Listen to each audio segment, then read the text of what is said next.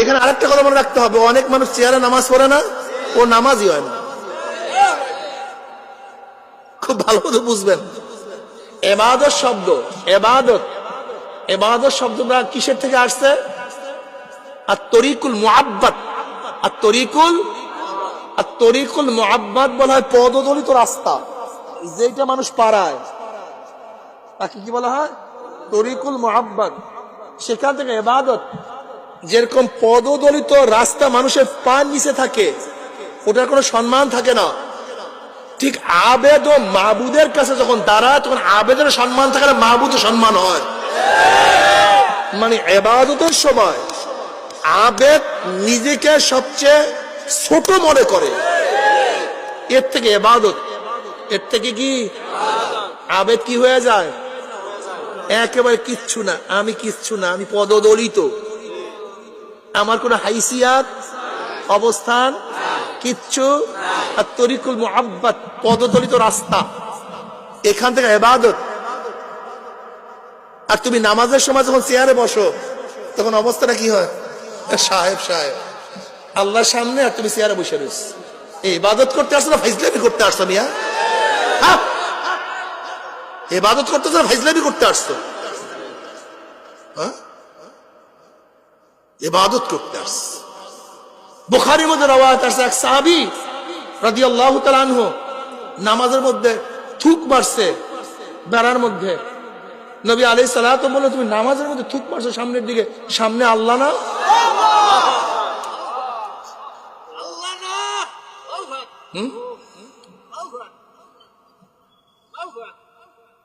আমি কার সামনে দাঁড়াইছি? কার ইবাদত করতেছি?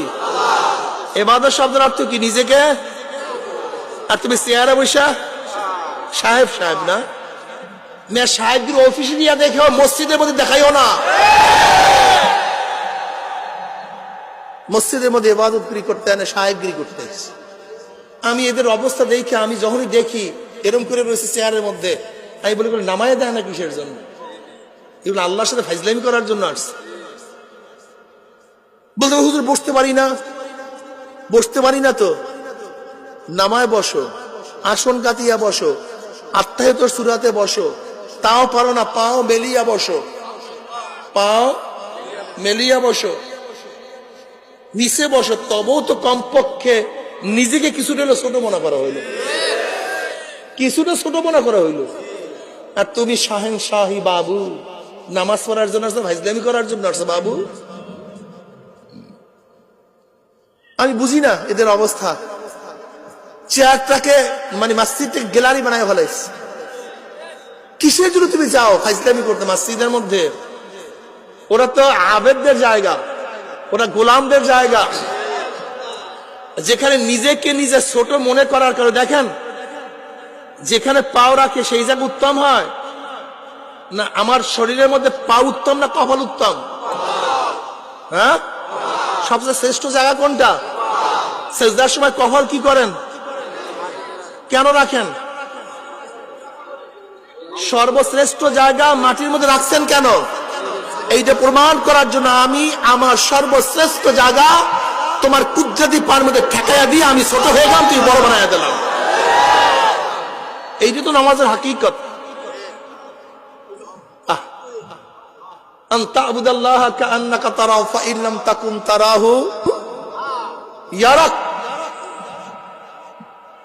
এর নাম ইবাদত। কত মজা!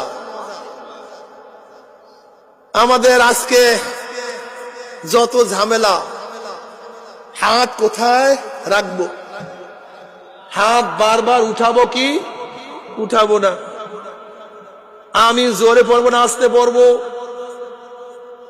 পাও সরাবো কি সরাবো না, ইমামের পিছে কেরাত পড়বো কি পড়বো না। আচ্ছা বাবা শোনেন, একটা কথা, ভালো কথা বলি, দেখেন ইমামের পিছে কেরাত পড়বেন কি পড়বেন না সে মাসালা পড়ে। আমি ছোট্ট একটা মাসালা কই, কেরাত সহিভাবে পড়া ফরজ কি ফরজ না? কেরাত সহিভাবে পড়া ধৈর্য নাও।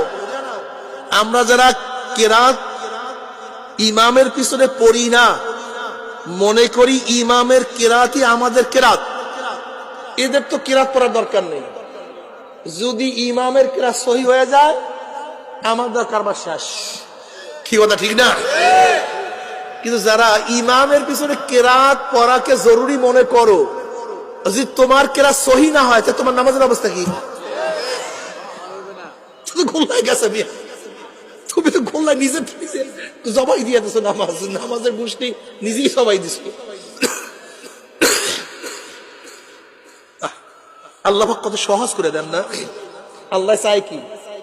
আজকে বন্দায় মুসলমান হয়েছে, বন্দা আজকে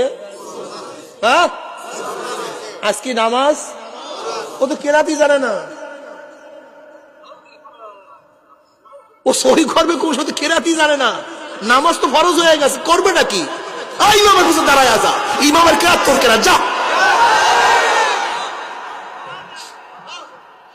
সহজ ভাই, পড়বেন কি পড়বেন সে মাসালা আপনাদের ভিন্ন দেন। আমি একটা হাকিকতের কথা, যে যারা একেবারে মূর্খ আল্লাহ চান তাদের নামাজও হয়ে যাক।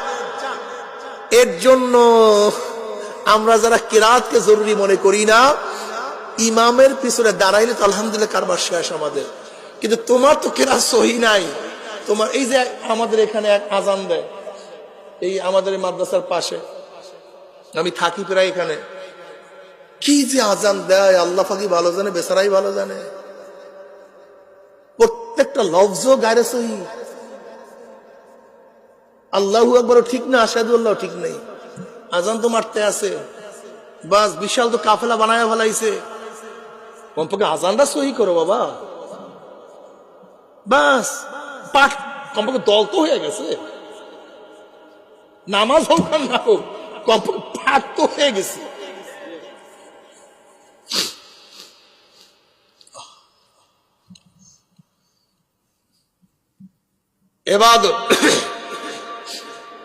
এবাদতের সময় বন্দাকে বড় মনে করবে না ছোট মনে করবে? মনে রাখবা, যে যত ছোট হবা সে তত আল্লাহর কাছে চলিয়া যাবা। যে যত, সোজা হিসাব।